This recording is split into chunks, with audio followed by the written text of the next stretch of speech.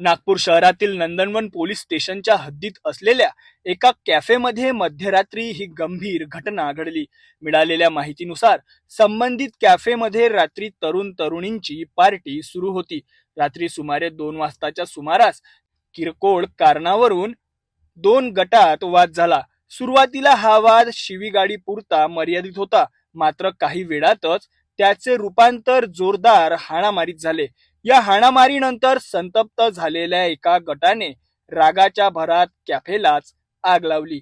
आग लावल्यामुळे परिसरात एकच खळबळ उडाली असून नागरिकांमध्ये भीतीचे वातावरण निर्माण झाले।